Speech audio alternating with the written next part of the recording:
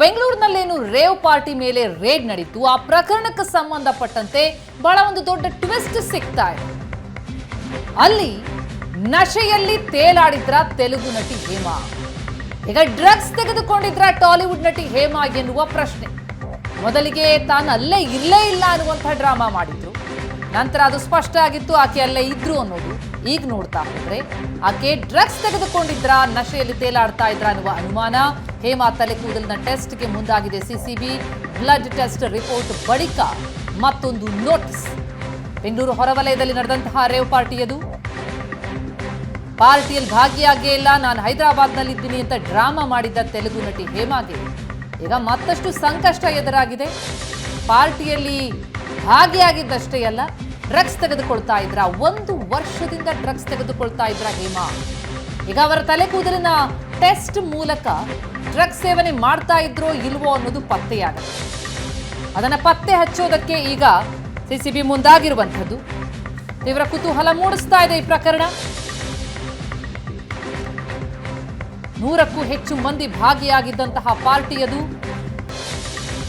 Sunset to Sunrise ಅನ್ನೋ ಹೆಸರಿನಲ್ಲಿ ಮಾಡಿದ್ದಂತಹ ಆ ಪಾರ್ಟಿಯಲ್ಲಿ ಬಹಳಷ್ಟು ಜನ ನಟ ನಟಿಯರು, ಮಾಡೆಲ್ಗಳು, ಉದ್ಯಮಿಗಳ ಮಕ್ಕಳು, ರಾಜಕಾರಣಿಗಳ ಮಕ್ಕಳು ಭಾಗಿಯಾಗಿದೆ ಅನ್ನುವಂತಹ ಮಾತುಗಳು ಕೇಳಿ ಬರ್ತಾ ಇತ್ತು. ಅದರಲ್ಲಿ ಪ್ರಮುಖವಾಗಿ ಟಾಲಿವುಡ್ ನಟಿ ಹೇಮಾ ಅವರ ಹೆಸರು ಕೇಳಿ ಬಂದಿತ್ತು. ನಂತರ ಅವರು ಈ ರೀತಿ ಸ್ಕ್ರೀನ್ನ ಬಲಭಾಗದಲ್ಲಿ ನೋಡ್ತಾ ಇದ್ದೀವಿ, ಅಲ್ಲೇ ಎಲ್ಲಿ ಪಾರ್ಟಿ ನಡೆದಿತ್ತೋ, ಎಲ್ಲಿ ರೇಡ್ ಆಗಿತ್ತೋ ಅಲ್ಲೇ ಒಂದು ಜಾಗದಲ್ಲಿ ನಿಂತು ಒಂದು ವಿಡಿಯೋ ರೆಕಾರ್ಡ್ ಮಾಡಿ, ನಾನು ಅಲ್ಲಿ ಇಲ್ಲೇ ಇಲ್ಲ, ನಾನು ಎಲ್ಲಿಗೂ ಹೋಗಿಲ್ಲ, ಹೈದರಾಬಾದ್ನಲ್ಲಿ ಇದ್ದೀನಿ ಎನ್ನುವಂತಹ ಸ್ಪಷ್ಟನೆ ಕೊಡುವ ಪ್ರಯತ್ನ ಮಾಡಿದ್ರು. ಆದರೆ ನಂತರ ಪೊಲೀಸ್ನಿಂದ, ಮೂಲಗಳಿಂದ ಸ್ಪಷ್ಟ ಮಾಹಿತಿ ಸಿಕ್ಕಿದೆ, ಆಕೆ ಆ ಪಾರ್ಟಿಯಲ್ಲಿ ಭಾಗಿಯಾಗಿದ್ರು ಅನ್ನೋದು. ಈಗ ನೋಡ್ತಾ ಹೋದ್ರೆ ಆಕೆ ನಶೆಯಲ್ಲೇ ತೇಲಾಡ್ತಾ ಇದ್ರು, ಡ್ರಗ್ಸ್ ಸೇವನೆ ಮಾಡ್ತಾ ಇದ್ರು ವರ್ಷಗಳಿಂದ ಅನ್ನುವಂತಹ ಅನುಮಾನ.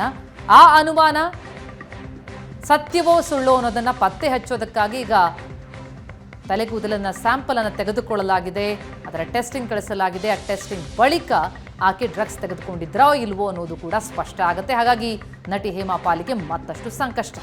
ಈ ಬಗ್ಗೆ ಹೆಚ್ಚಿನ ಡೀಟೇಲ್ಸ್ ಕೊಡ್ತಾರೆ ನಮ್ಮ ಪ್ರತಿನಿಧಿ ಚೇತನ್, ನೇರ ಸಂಪರ್ಕದಲ್ಲಿ ಜಾಯ್ನ್ ಆಗಿದ್ದಾರೆ. ಚೇತನ್, ಮೊನ್ನೆ ನಡೆದಂತಹ ಬೆಂಗಳೂರಲ್ಲಿ ಏನ್ ನಡೀತು ರೇವ್ ಪಾರ್ಟಿಗೆ ಸಂಬಂಧಪಟ್ಟಂತೆ ದೊಡ್ಡ ಟ್ವಿಸ್ಟ್ ಸಿಗ್ತಾ ಇದೆ. ಹೇಮಾ ಹೇಳ್ತಾ ಇದ್ರು, ನಾನು ಆ ಪಾರ್ಟಿಗೆ ಹೋಗೇ ಇಲ್ಲ, ಯಾರ್ಯಾರು ಹೋಗಿದ್ರೋ ಗೊತ್ತಿಲ್ಲ ಅಂತ, ಆದ್ರೆ ಅವರು ಡ್ರಗ್ಸ್ ತೆಗೆದುಕೊಂಡಿದ್ರು ಅನ್ನೋದಕ್ಕೆ ಈಗ ಸಾಕಷ್ಟು ಅನುಮಾನಗಳು ಕಾಡ್ತಾ ಇದೆ. ಹಾಗಾಗಿ ಸಿಸಿಬಿ ಮುಂದೆ ಯಾವ ಸ್ಟೆಪ್ ಇಡ್ತಾ ಇದೆ? ಈಗಾಗಲೇ ಕೂದಲಿನ ಟೆಸ್ಟ್ ಮಾಡೋದಕ್ಕೆ ಸಹ ಮುಂದಾಗಿದೆ ಅನ್ನುವಂತಹ ಮಾಹಿತಿ ಸಿಗ್ತಾ ಇದೆ. ಹೆಚ್ಚಿನ ಡೀಟೇಲ್ಸ್ ಕೊಡೋದಾದ್ರೆ ಚೇತನ್.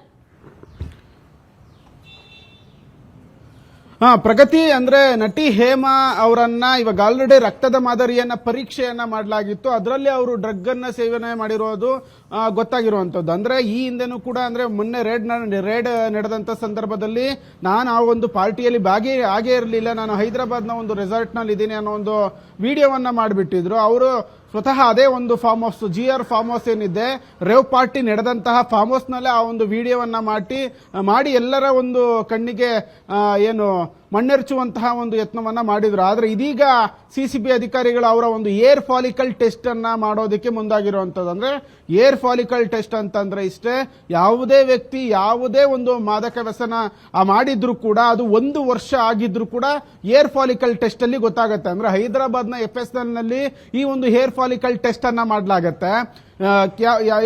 ನಾರ್ಮಲ್ ಟೆಸ್ಟ್ಗಳಲ್ಲಿ ಅಂದ್ರೆ ಮೂತ್ರ ಪರೀಕ್ಷೆ ಮಾಡಿದ್ರೆ ಮತ್ತೆ ರಕ್ತ ಪರೀಕ್ಷೆಯನ್ನ ಮಾಡಿದ್ರೆ 48 ಗಂಟೆ ಒಳಗಡೆ ಏನಾದ್ರು ಡ್ರಗ್ ಅನ್ನ ಸೇವನೆ ಮಾಡಿದ್ರೆ ಮಾತ್ರ ಅದು ಗೊತ್ತಾಗುತ್ತೆ. ಆದ್ರೆ ಈ ಏರ್ ಫಾಲಿಕಲ್ ಟೆಸ್ಟ್ ಹಾಗಲ್ಲ, 1 ವರ್ಷದಿಂದ ನಿರಂತರವಾಗಿ ಯಾವೆಲ್ಲ ಒಂದು ಡ್ರಗ್ ತಗೊಂಡಿದ್ದಾರೆ ಅನ್ನೋದು ಕೂಡ ಈ ಒಂದು ಏರ್ ಫಾಲಿಕಲ್ ಟೆಸ್ಟ್ ಅಲ್ಲಿ ಗೊತ್ತಾಗುತ್ತೆ. ಹೀಗಾಗಿ ನಟಿ ಹೇಮಾಗೆ ಮತ್ತೊಂದು ಸಂಕಷ್ಟ ಇದೀಗ ಎದುರಾಗಿರುವಂತದ್ದು. ಇವಾಗ ಆಲ್ರೆಡಿ ಬ್ಲಡ್ ಸ್ಯಾಂಪಲ್ ಅನ್ನ ತೆಗೆದುಕೊಂಡು ಸಿಸಿಬಿ ಅಧಿಕಾರಿಗಳು ಟೆಸ್ಟ್ ಮಾಡಿದ್ದಾರೆ. ಅದರಲ್ಲಿ ಡ್ರಗ್ ಅನ್ನ ತೆಗೆದುಕೊಂಡಿರುವಂತದ್ದು ಪಾಸಿಟಿವ್ ಬಂದಿರುವಂತದ್ದು. ಹೀಗಾಗಿ ಮತ್ತೊಂದು ಸುತ್ತು ಏರ್ ಫಾಲಿಕಲ್ ಟೆಸ್ಟ್ ಮಾಡೋದಕ್ಕೆ ಇದೀಗ ಅಧಿಕಾರಿಗಳು ಮುಂದಾಗಿರುವಂತದ್ದು. 1 ವರ್ಷದಿಂದ ಏನೆಲ್ಲ ಡ್ರಗ್ ತಗೊಂಡ್ರು ಎಲ್ಲವೂ ಕೂಡ ಆ ಒಂದು ಫಾಲಿಕಲ್ ಟೆಸ್ಟ್ ಅಲ್ಲಿ ಗೊತ್ತಾಗುತ್ತೆ. ಹೆರಾಯಿನ್ ತಗೊಂಡ್ರ, ಕೊಕೇನ್ ತಗೊಂಡ್ರ, MDMA ಅಥವಾ ಸಿಂಥೆಟಿಕ್ ಬೇರೆ ಯಾವುದೇ ಒಂದು ಡ್ರಗ್ ತಗೊಂಡಿದ್ದು ಕೂಡ ಆ ಒಂದು ಫಾಲಿಕಲ್ ಟೆಸ್ಟ್ ಅಲ್ಲಿ ಗೊತ್ತಾಗುತ್ತೆ. ಹೀಗಾಗಿ ಸಿಸಿಬಿ ಅಧಿಕಾರಿಗಳು ಏರ್ ಫಾಲಿಕಲ್ ಟೆಸ್ಟ್ ಅನ್ನ ಮಾಡೋದಕ್ಕೆ ಇದೀಗ ಮುಂದಾಗಿರುವಂತದ್ದು. ಪ್ರಗತಿ.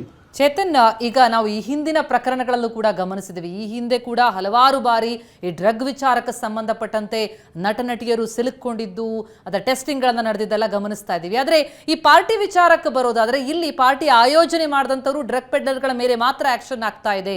ಆದರೆ ಡ್ರಗ್ ಸೇವನೆ ಮಾಡಿದ್ರು ಅನ್ನುವಂತಹ ಆರೋಪದ ಮೇಲೆ ಇಲ್ಲೂ FIR ದಾಖಲಾಗಿಲ್ಲ ಅನ್ನುವಂಥ ಮಾಹಿತಿ ಇತ್ತು. ಆದರೆ ಹಾಗಾಗಿಲ್ಲ ಅಂತ ಅನಿಸುತ್ತೆ. ಆಗಿದ್ರೆ ಇವರ ಎಲ್ಲ ಟೆಸ್ಟಿಂಗ್ಗಳಿಗೆ ಮುಂದಾಗ್ತಾ ಇದ್ದಾರೆ ಅಂತಂದ್ರೆ ಸಂಕಷ್ಟ ಕಾದಿದೆಯಾ ಈ ನಟಿಗೆ? ಪ್ರತಿಮಾ, ಹೌದು, ಖಂಡಿತ ಸಂಕಷ್ಟ ಇರುತ್ತೆ. ಯಾಕಂದ್ರೆ ಇದನ್ನ ಕನ್ಸ್ಯೂಮರ್ ಯಾವುದೇ ಒಂದು ಡ್ರಗ್ ವಿಚಾರಗಳಲ್ಲಿ ಮತ್ತೆ ಗಾಂಜಾ ವ್ಯಸನವನ್ನ ಮಾಡಿದ್ರೆ ಕನ್ಸ್ಯೂಮರ್ ಮೇಲೆ ಆಕ್ಷನ್ ಅನ್ನ ತೆಗೆದುಕೊಳ್ಳೋದು ತೀರಾ ಕಡಿಮೆ. ಅಂದ್ರೆ ಅದು ಅವ್ರಿಗೆ ಯಾರು ಸಪ್ಲೈ ಮಾಡಿರ್ತಾರೆ ಆ ಒಂದು ಪೆಡ್ಲರ್ಗಳ ಮೇಲೆ ಆಯಾ ತನಿಖಾ ಸಂಸ್ಥೆಗಳು ಕಣ್ಣಿಡುತ್ತೆ. ಕನ್ಸ್ಯೂಮರ್ನ ಒಂದು ವಾರ್ನಿಂಗ್ ಕೊಟ್ಟು ಅವರ ಟೆಸ್ಟ್ ಮಾಡಿ ಅವರು ಪ್ರೂವ್ ಆದ್ರೆ ಅವ್ರ ಹತ್ರ ಒಂದು ಮುಚ್ಚಳಿಕೆಯನ್ನ ಬರೆಸ್ಕೊಂಡು ಯಾರು ಸಪ್ಲೈ ಮಾಡಿದ್ರು ನಿಮ್ಗೆ ಅನ್ನೋದ್ರ ಬಗ್ಗೆ ಮಾಹಿತಿಯನ್ನ ತೆಗೆದುಕೊಂಡು ಕಳಿಸ್ತಾರೆ. ಆದ್ರೆ ಇದೀಗ ಏರ್ ಫಾಲಿಕಲ್ ಟೆಸ್ಟ್ಗೆ ಮುಂದಾಗಿರುವಂತದ್ದು. ಅಂದ್ರೆ ಈ ಹಿಂದೆಯೂ ಕೂಡ ಸ್ಯಾಂಡಲ್ವುಡ್ ಡ್ರಗ್ ಪ್ರಕರಣದಲ್ಲಿ ಇಬ್ಬರು ನಟಿಯರಿಗೆ ಒಂದು ಏರ್ ಫಾಲಿಕಲ್ ಟೆಸ್ಟ್ ಅನ್ನ ಮಾಡಲಾಗಿತ್ತು. ಅದೆರಡೂ ಕೂಡ ಪಾಸಿಟಿವ್ ಬಂದಿತ್ತು. ಆನಂತರ ಅವರನ್ನ ಅರೆಸ್ಟ್ ಮಾಡಿ ಜೈಲಿಗೂ ಕೂಡ ಕಳಿಸಲಾಗಿತ್ತು. ಇದೀಗ ನಟಿ ಹೇಮಾಗೆ ಈ ಒಂದು ಏರ್ ಫಾಲಿಕಲ್ ಟೆಸ್ಟ್ಗೆ ಮುಂದಾಗಿರುವಂತದ್ದು. ಅವ್ರಿಗೆ ಒಂದು ಪಾಸಿಟಿವ್ ಬಂದ್ರೆ ಅದರಲ್ಲಿ ಏನಾದ್ರೂ ಪ್ರೂವ್ ಆದ್ರೆ ಅವರನ್ನು ಕೂಡ ಒಂದು ಸಾಕಷ್ಟು ಪ್ರಮಾಣದಲ್ಲಿ ಈ ಹಿಂದೆನೂ ಕೂಡ ಹಲವು ಬಾರಿ ಏನಾದ್ರು ಕನ್ಸ್ಯೂಮ್ ಮಾಡಿದ್ರೆ ಅವ್ರ ವಿರುದ್ಧ ಕೂಡ ಪ್ರಕರಣ ದಾಖಲಾಗುತ್ತೆ. ಅಂದ್ರೆ ಇವರು ನಾನು ಮೊದಲನೇ ಬಾರಿ ಒಂದು ಡ್ರಗ್ ಸೇವನೆ ಮಾಡಿದೆ, ನನಗೆ ಗೊತ್ತಾಗಿಲ್ಲ, ಈ ರೀತಿ ಮಿಕ್ಸ್ ಮಾಡಿಕೊಟ್ರು ಅನ್ನೋ ಒಂದು ಹೇಳಿಕೆಗಳನ್ನ ಸಹಜವಾಗಿ ನೀಡ್ತಾರೆ. ಹೀಗಾಗಿ ಅವ್ರ ಮೇಲೆ ಆಕ್ಷನ್ ಅನ್ನ ಆಯಾ ತನಿಖಾ ಸಂಸ್ಥೆಗಳು ತೆಗೆದುಕೊಳ್ಳಲ್ಲ. ಆದ್ರೆ ಏರ್ ಫಾಲಿಕಲ್ ಟೆಸ್ಟ್ ಅಲ್ಲಿ ಈ ಹಿಂದೆ ಎಷ್ಟು ಬಾರಿ ಯಾವೆಲ್ಲ ಡ್ರಗ್ ಅನ್ನ ತೆಗೆದುಕೊಂಡಿದ್ರು ಅನ್ನೋದು ಇನ್ ಡೀಟೇಲ್ ಗೊತ್ತಾಗ್ಬಿಡುತ್ತೆ. ಹೀಗಾಗಿ ಆ ಆಧಾರದ ಮೇಲೆ ಅವ್ರ ಮೇಲೆ ಆಕ್ಷನ್ ಆಗಲಿದೆ. ಪ್ರತಿಮಾ, ಓಕೆ, ಥ್ಯಾಂಕ್ ಯು ಚೇತನ್ ನಿಮ್ಮೆಲ್ಲ ಡೀಟೇಲ್ಸ್ಗಾಗಿ. ಒಟ್ಟಾರೆಯಾಗಿ ಬ್ಲಡ್ ಟೆಸ್ಟ್ ನಿಂದಾಗಿ ಅವರು ಡ್ರಗ್ಸ್ ತಗೊಂಡಿದ್ರು ಅನ್ನೋದು ಗೊತ್ತಾಗಿದೆ. ಇನ್ನು ಕೂದಲಿನ ಟೆಸ್ಟ್ ಮಾಡಿದಂತಹ ಸಂದರ್ಭದಲ್ಲಿ ಬಲವಾದಂತಹ ಸಾಕ್ಷ್ಯ ಸಿಗುತ್ತೆ ಸಿಸಿಬಿಗೆ. ಏನಾಗುತ್ತೆ ಅಂತ ಮುಂದಿನ ಹಂತದಲ್ಲಿ ನೋಡೋಣ.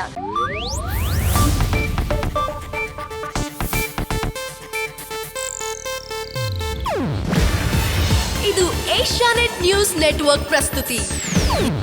ನೀವು ನೋಡ್ತಿದ್ದೀರಾ ಏಷ್ಯಾನೆಟ್ ಸುವರ್ಣ ನ್ಯೂಸ್.